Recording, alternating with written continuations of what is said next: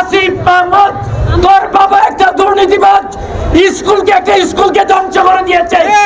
তুই দুর্নীতিবাজের সন্তান। কুমিল্লার মুরাদনগরে সাবেক উপদেষ্টা আসিফ মাহমুদ সজীব ভুঁইয়ার বক্তব্যের প্রতিবাদে ঝাড়ু মিছিল ও বিক্ষোভ সমাবেশ অনুষ্ঠিত হয়েছে। কুমিল্লা ৩ আসনের বিএনপির প্রার্থী ও দলটির ভাইস চেয়ারম্যান কাজী শাহ মোফাজ্জল হোসেন কায়কোবাদকে নিয়ে দেওয়া বক্তব্যের প্রতিবাদে গতকাল উপজেলার আল্লাহ চত্বর এলাকায় সর্বস্তরের জনগণের ব্যানারে এই কর্মসূচি পালিত হয়।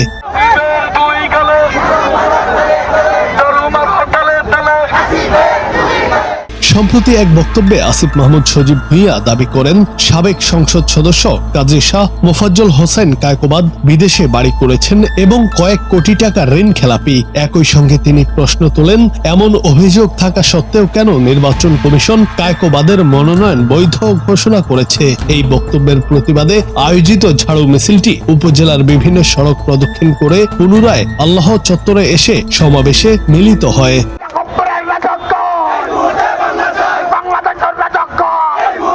এতে বক্তব্য রাখেন বৈষম্য বিরোধী আন্দোলনের নেতা নাহিদুল ইসলাম নাহিদ, সাবেক মেম্বার ছিনু আক্তার, সুপ্রিম কোর্টের আইনজীবী অ্যাডভোকেট তহিদুর রহমান ও উপজেলা বিএনপির যুগ্ম আহ্বায়ক কামাল উদ্দিন ভুঁইয়া প্রমুখ। সমাবেশে বিএনপি ও এর সহযোগী সংগঠনের নেতাকর্মীদের পাশাপাশি সাধারণ জনগণ অংশগ্রহণ করেন। আমরা বলে দিচ্ছি, যদি একজন খ্যাতিমান মানুষকে আপনার সাবেক উপদেষ্টা দুর্নীতিবাদ উপদেষ্টা যদি আর একটিবার অযথা বাক্য উচ্চারণ করে, আমরা ঢাকা চট্টগ্রাম মহাসড়ক অবরুদ্ধ করে তার বিচার চাব। আসিফ মাহমুদ তোর বাবা একটা দুর্নীতিবাজ, স্কুলকে ধ্বংস করে দিয়েছে। তুই দুর্নীতিবাজের সন্তান হিসাবে তোর মুখ থেকে ভালো কিছু মুরাদনগরের মানুষ আশা করে না। বক্তারা বলেন, কাজী শাহ মোফাজ্জল হোসেন কায়কোবাদকে জড়িয়ে আসিফ মাহমুদের দেওয়া বক্তব্য উদ্দেশ্য প্রণোদিত এবং নির্বাচনকে বানচাল করার ষড়যন্ত্রের অংশ।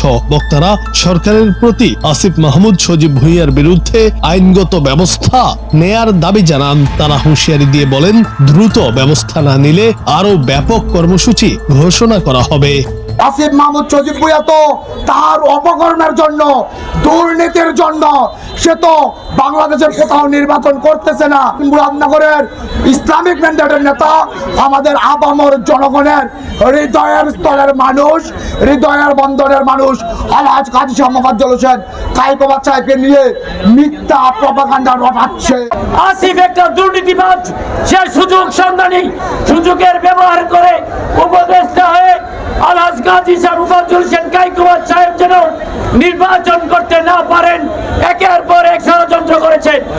পদত্যাগ করেও তার ষড়যন্ত্র বন্ধ হয় নাই।